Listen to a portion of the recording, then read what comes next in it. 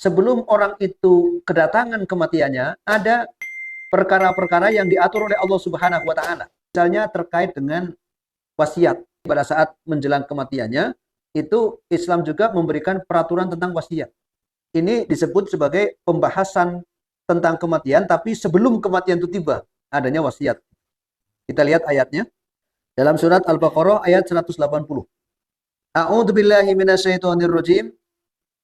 Kutiba 'alaikum idza hadara ahadakumul mautu in taraka khaironil wasiyatu lil walidaini wal aqrabina bil ma'ruf haqqan 'alal muttaqin. Apabila seseorang yang kedatangan kematian lalu dia akan meninggalkan harta yang banyak, in taraka khairon, maka apa?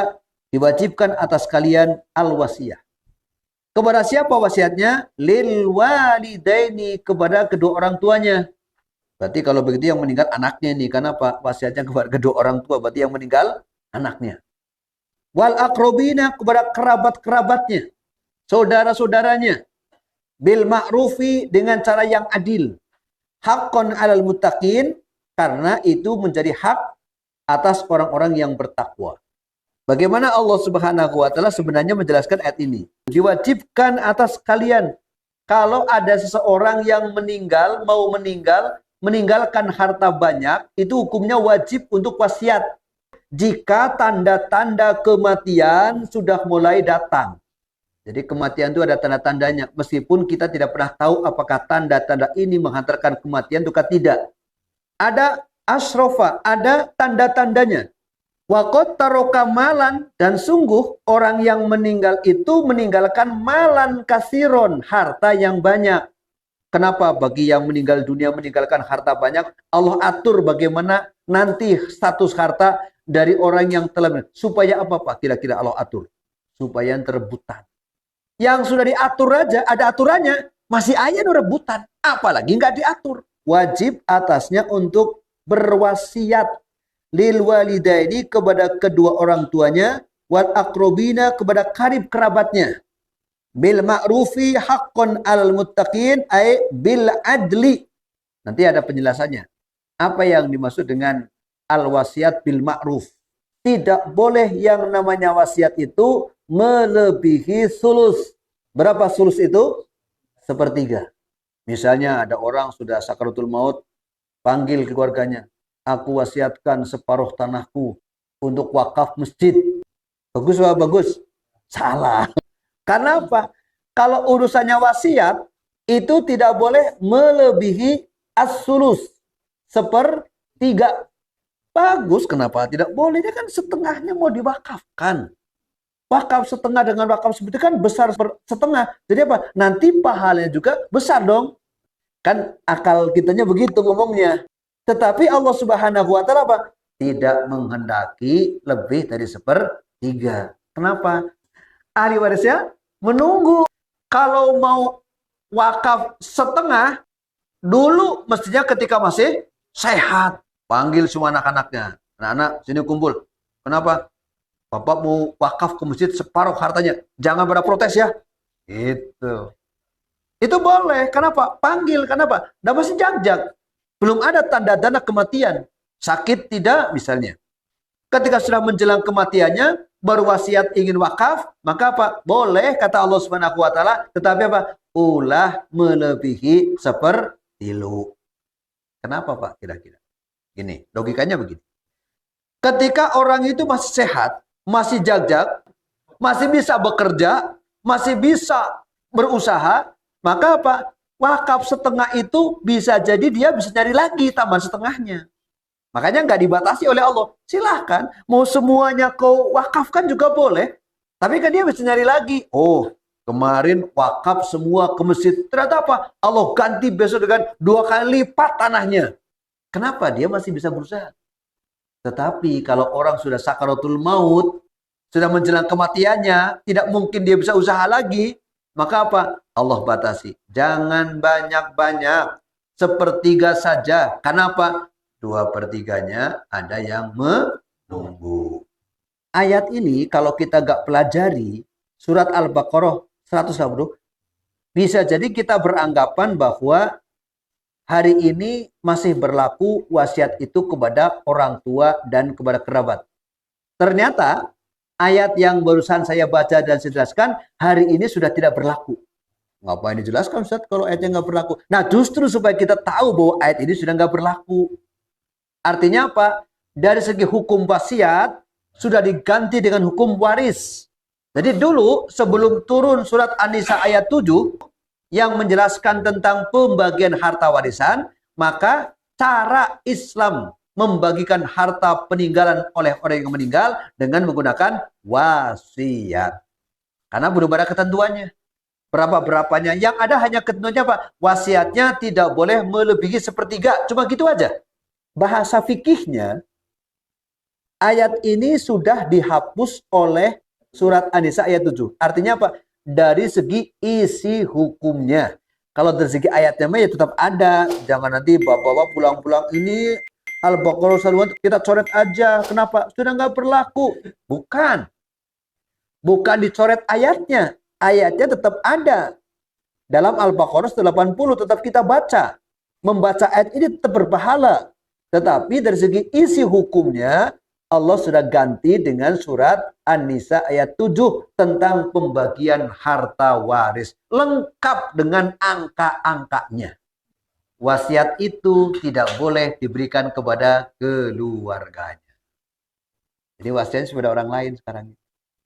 Kalau sepertiganya masih berlaku ya. Minimal sepertiganya masih berlaku, tetapi siapa yang diwasiatkannya sekarang bukan lagi kerabatnya. Bukan lagi bapak, tapi orang lain lah justru. Karena apa? Wasiat itu nanti tidak berhubungan dengan pembagian harta waris. Kalau dulu sebelum ayat ini dinasah, wasiat ini berkaitan dengan pembagian harta waris. Gitu. Nah, begitu ayat ini dihapus oleh An-Nisa ayat 7, maka apa?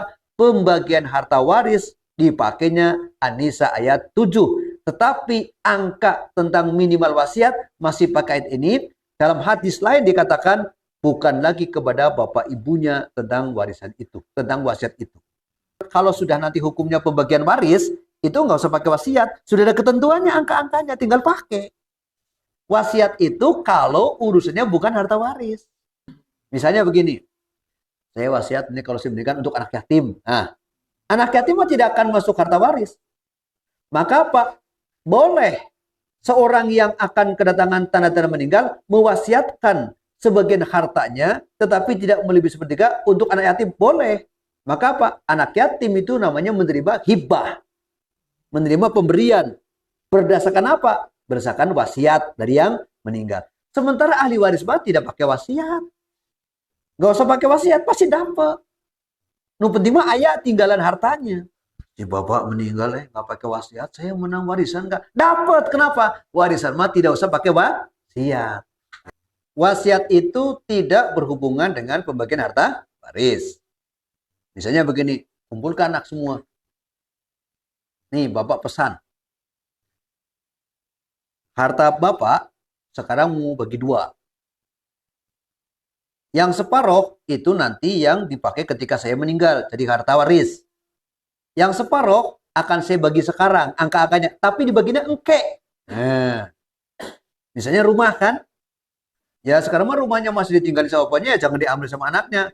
Tapi, sawah blok sengker, eta untuk anu panggedina 30 bata, misalnya. Udah terucap tuh, catat. Tanah blok Maji 30 bata, yang anak nomor 2, catat. Di blok Jumat 30 bata untuk anak ketiga. Udah diambil, itu baru separohnya. Boleh. Itu boleh. Si bapak membagi itu boleh. Karena dia masih hidup. Namanya hibah. Catat. Tapi nanti diambil digarapnya kalau bapaknya meninggal. Ada kasar masih digarap sama bapak sekarang mah. Boleh, nggak apa-apa. Nah, begitu bapaknya meninggal, anakku, nih, dulu bapak pesen nih. Yang mayi, yang sengker, yang itu, ya siap. Sepakat, nggak ada masalah. Nah, tinggal yang 50%-nya. Bisa. Nah, makanya di sini akan berlaku hibah dan waris. Hibah itu hanya boleh. Bagi waris itu wajib. Maka tidak mendapatkan pahala pembagian harta warisnya. Kenapa? Gak ada yang mau diwariskan. Karena udah dihibahkan dulu semua. Nah, hibah itu hukumnya boleh, kalau pembagian pakai waris hukumnya wajib. Ada pahalanya. Ketika hibah yang dipilih daripada waris, pasti muncul ada kekhawatiran kan? Kayak mau dibaginya bapak sudah nggak ada mah bisi paseaun gitu. Ada khawatir. Ketika muncul kekhawatiran seperti ini bukan berarti hukum warisnya ditinggalkan. Tapi kira-kira apa nih yang membuat kekhawatiran bisa ribut apa? Itu yang diselesaikan. Wah, ini kalau nggak dihibahkan nanti khawatir anak saya pada ribut gara-gara warisan. Ya berarti bapak salah, nggak bisa mendidik anak jadi orang soleh. Pun anaknya soleh, nggak akan ribut. Kenapa? Membagi harta waris dengan cara waris itu berpahala di hadapan Allah Subhanahu wa Ta'ala. Kan gitu, bukan berarti waris ditinggalkan, tapi apa? Solehkan anaknya. Nah, begitulah nih logika-logika yang harus kita bangun tuh begitu. Ya sambil dinasihatikan. Nah, hukum waris itu tinggalan Rasulullah, tinggalan Allah Subhanahu wa Ta'ala. Kalau diamalkan nanti ketika bapak meninggal, kau berpahala. Sampaikan begitu. Supaya Pak, tidak sesat logika gitu. Jelas ya Pak? Jadi fikih tentang prakematian itu ada yang namanya wasiat. Prakematian ya. Wasiat qoblal maut itu namanya wasiat. Kalau ba'dal maut namanya warisan. Jadi ada fikih terkait dengan qoblal mautnya, ada fikih mautnya, ada fikih ba'dal mautnya. Sama kayak sholat ada qobliyah ada ba'diyah kan? Qobliyah duhur, sholat duhur, ba'diyah duhur. Qoblal maut, maut, ba'dal maut. Semua ada fikihnya Bapak-bapak. Ada fikihnya. Dan kita wajib tahu itu. Sebagai sebuah ilmu kita wajib tahu. Tadi yang qoblal mautnya ada wasiat. Tetapi sekarang kata Nabi, wasiatnya tidak lagi diberikan kepada keluarganya, tetapi diwasiatkan kepada orang lain. Angkanya tetap masih tidak boleh melebihi 1/3. Itu qoblal maut.